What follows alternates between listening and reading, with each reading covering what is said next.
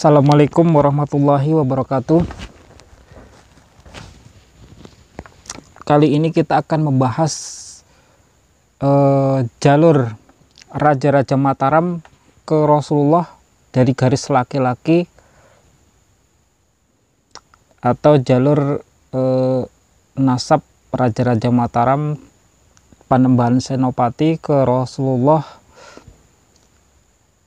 jalur ke-7 dan ke-7, ke-8 dan ke-9 ya. Jadi kemarin kan saya sudah membahas jalur 1 sampai 6 yang itu semuanya jalur perempuan. Nah, ini saya akan membahas secara khusus yang jalur ke-7, ke-8 dan ke-9, jalur laki-laki yang tetapi nasab ini masih diperdebatkan.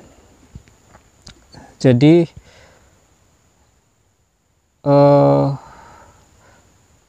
ada beberapa catatan nasab atau hasil penelitian saya ataupun dari klaim beberapa sentono dalam atau orang-orang yang sering mengunjungi makam beberapa wali atau para spiritualis, para pecinta sejarah tradisional yang sering mengunjungi makam-makam ya, dan juga beberapa klaim beberapa abdi dalam atau juru kunci yang ada di makam-makam raja-raja seperti yang ada di Imogiri. Nah, yang ke-7 adalah jalur Panembahan Senopati ke Rasulullah melalui Jaka Tingkir atau Pangeran Hadiwijoyo. Jadi seperti yang kita ketahui, Jaka Tingkir ini dalam catatan yang saat ini sudah banyak diketahui secara umum adalah ke Rasulullah. Jadi Sultan Hadiwijoyo ini masih yang sesuai dengan isbat seperti yang dilakukan oleh Babat Kesultanan Banten Tubagus Nur Fadil atau Tubagus Mogi Nur Satya, dan juga seperti yang tercatat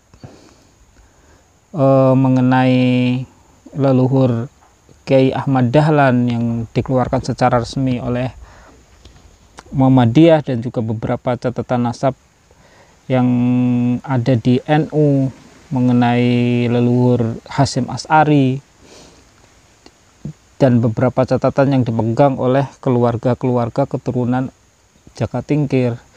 Itu nasab Jaka Tingkir ini secara umum disebutkan keturunan Rasulullah. Meskipun ada catatan yang mencatat bahwa dia keturunan Brawijaya, tetapi ini sangat debatable karena dalam banyak manuskrip itu dikatakan Handayaningrat atau leluhurnya Jaka Tingkir ini menikahi putrinya Brawijaya. Jadi mustahil kakak adik menikah ya. Dan juga beberapa hal yang lain yang mungkin nanti akan saya bahas. Yang jelas intinya secara umum banyak yang berpendapat bahwa Jaka Tingkir ini masih keturunan Rasulullah, dimana dikatakan beliau ini Jaka Tingkir ini keturunan Kebu Kenongo bin Kebu Kenongo. Ini ada nama muslimnya ya,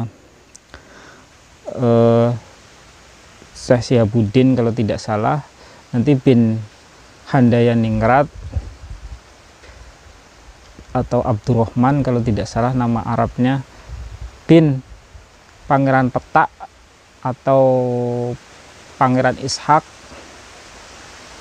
bin Joko Sengoro atau Raja Buaya Putih, yang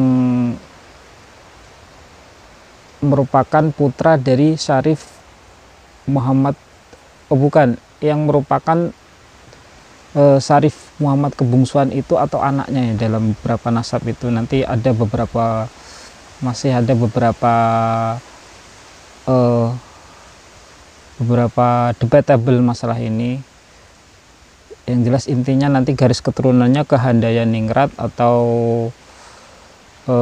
Ali, atau ada yang menyebut Ibrahim atau Ali Nurul Alam, nanti putra dari Syekh Jumatil Kubro yang nanti nasabnya sampai ke Mirsuk atau Jalaluddin Mirsuk, seorang tokoh agamawan dari Uzbekistan.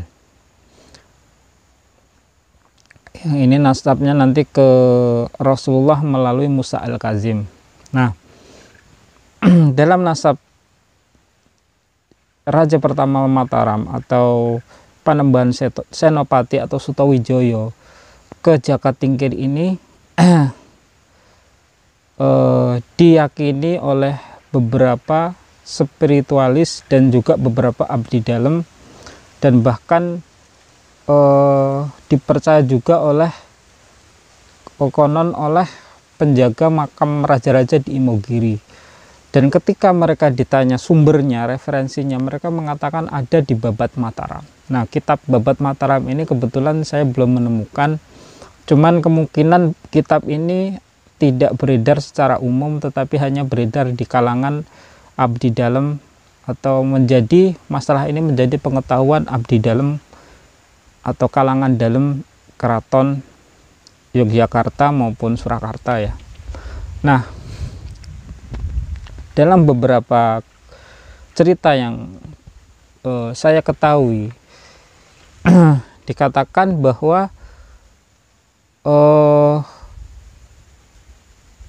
Ki Ageng Pemanahan, istri Ki Ageng Pemanahan ya, Nyai Sabinah ini dulu sering bertemu dengan Jakatingkir di Jepara dan mereka saling jatuh cinta, tetapi ternyata nasibnya nanti Nyai Ageng Pemanahan ini menikah dengan Ki Ageng Pemanahan, dimana dalam cerita tersebut konon ya, wallahu alam kebenarannya, ini ketika menikah dengan Ki Ageng Pemanahan ini dan ditinggal oleh Ki Ageng Pemanahan. Jadi Ki Ageng Pemanahan ini suka berdakwah atau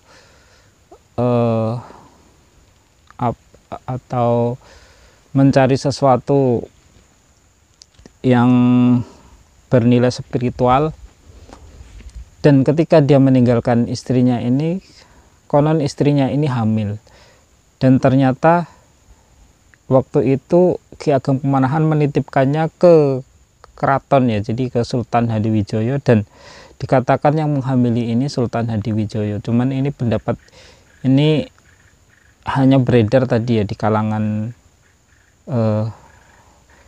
beberapa orang yang tidak diketahui kebenarannya, dan juga konon nasab ini juga disebutkan di Babat Mataram yang hanya abdi dalam yang tahu ya. Nah, anak dari hasil hubungan tersebut adalah Danan Sutawijaya atau Panembahan Senopati, di mana Suto itu artinya anak, Wijaya itu adalah Wijaya atau Sultan Hadiwijaya, wallahu alam. Nah, dalam hal ini juga dari beberapa kalangan pecinta sejarah yang sering mengunjungi makam-makam ini juga rata-rata justru meyakini hal ini ya. Mereka berpendapat bahwa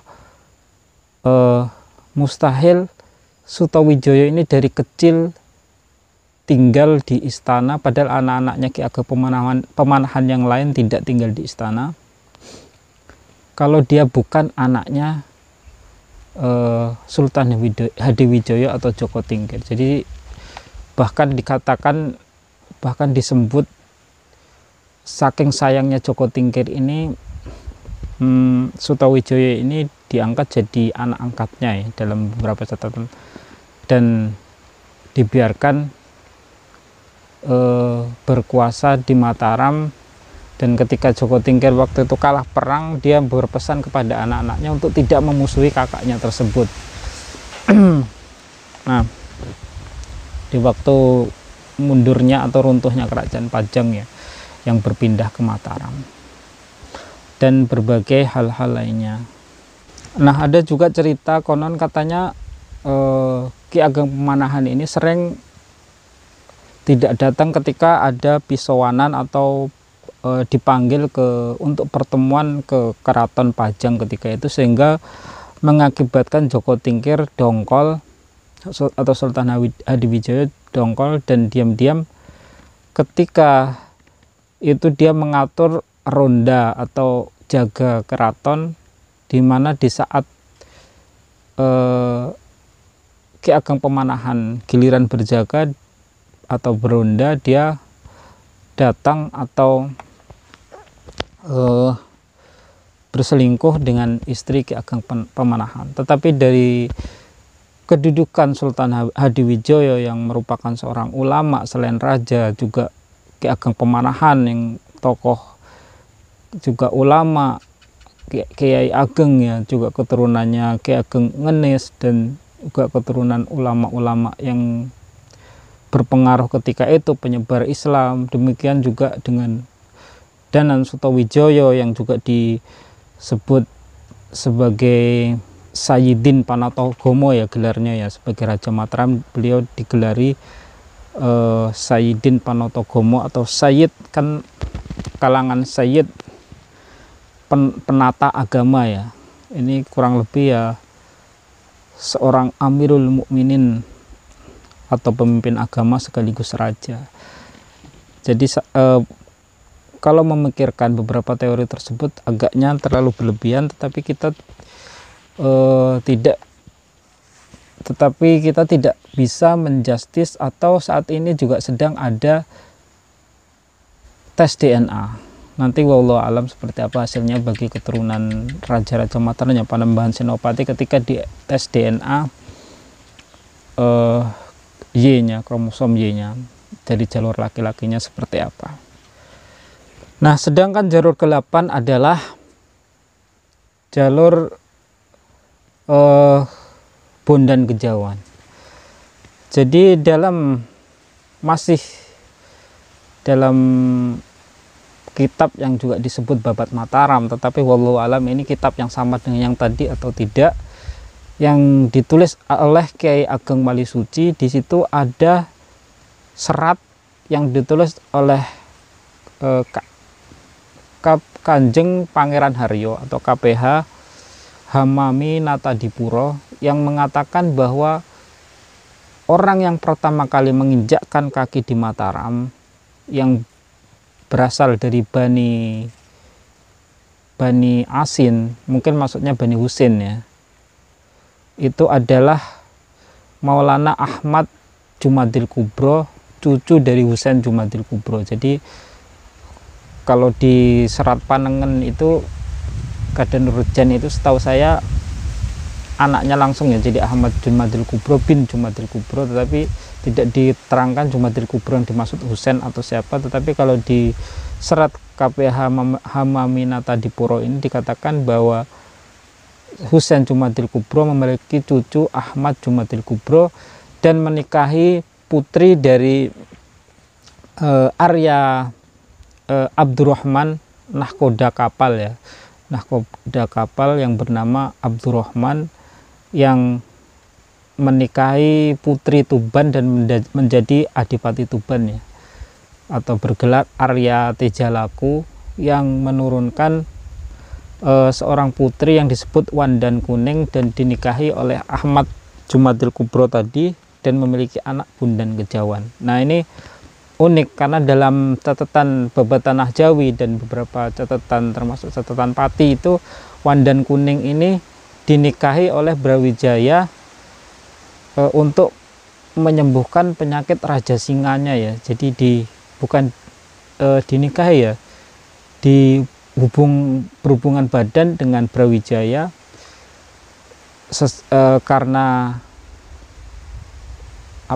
wangsit yang diterima Brawijaya untuk menyembuhkan penyakit Raja Singanya, dan ketika itu ternyata dia benar-benar sembuh dan memiliki anak Bondan Kejawan. Tetapi di sini dikatakan yang menikahi Wandan Kuning ini adalah Ahmad Jumadil Kubro. Dalam hal ini juga ada selentingan pendapat, konon katanya Wandan Kuning ini menikah dulu dengan Ahmad Jumadil Kubro dan memiliki putra Bondan Kejawan, dan ditinggal pergi, entah meninggal atau ditinggal berdakwah oleh Ahmad Jumadil Kubro, lalu kemudian dinikahi Brawijaya, sehingga Bondan Kejawan tidak diterima sebagai anaknya ya, tidak tinggal di keraton dan tinggal dititipkan ke Ki Ageng Tarub, wallahu alam. Karena itu konon bukan anaknya Brawijaya tetapi anaknya Syekh Ahmad Jumadil Kubro. Jadi nasabnya ini juga ke Rasulullah, jalur laki-laki lewat Bondan Kejawan tadi, dalam masih dalam kitab yang disebut Babat Mataram tadi ya. Nah, jalur ke-9 yang juga ke Rasulullah ini adalah Brawijaya sendiri. Jadi Brawijaya yang disebut sebagai Bapak Bondan Kejawan itu perlu diteliti Brawijaya yang mana, karena ada salah satu Brawijaya yang merupakan keturunan Rasulullah seperti yang ada dalam pembahasan saya sebelumnya, dan nanti kita lengkapi pembahasannya. Jadi ada satu Brawijaya yang memang merupakan keturunan Rasulullah, yaitu Maulana Ishak yang bergelar Prabu Anom Wijaya, atau dalam catatan Sunan Tembayat 1443 Saka itu disebut Empu Supo, yang dalam cerita sejarah tutur itu dikatakan menikahi putri Raja Blambangan dan juga menikahi putri Raja Brawijaya. Bahkan nanti yang ada juga dalam cerita tentang Damar Wulan itu ya, orang yang berhasil mengalahkan Blambangan itu dinikahkan dengan putri Brawijaya dan dijadikan raja ya. Jadi namanya Dewi Suhita atau Kencana Wungu yang itu merupakan raja terakhir Majapahit, yang kebetulan juga menjabat bersama suaminya yang sama misinya, sama dalam cerita itu berhubungan dengan kerajaan Blambangan. Dan telah kita bahas dan nanti kita bahas masalah Brawijaya, yang salah satu Brawijaya yang kemungkinan ada yang keturunan Rasulullah. Nah, jika Brawijaya bapaknya Bondan Kejawan ini berhubungan dengan hal ini, maka itu juga jalur ke Rasulullah Shallallahu Alaihi Wasallam. Nah, Bondan Kejawan sendiri masih ada perdebatannya. Jadi Bondan Kejawan ini nama lainnya adalah Lembu Peteng, dan konon Lembu Peteng ini ada dua. Menurut data yang saya baca itu juga terkesan ada dua, yaitu yang satu yang Madura itu, dan yang satu yang leluhur Keraton Yogyakarta, Keraton Mataram ya. Tapi saya meyakini sebenarnya ini kemungkinan besar satu orang yang nanti akan kita bahas dalam babnya sendiri. Nah, mungkin itu yang ingin saya terangkan tentang 3 jalur lagi, jalur laki-laki yang ada kemungkinan berhubungan dengan Raja-Raja Mataram ke Rasulullah Shallallahu Alaihi Wasallam. Wallahu alam bisawab. Wassalamualaikum warahmatullahi wabarakatuh.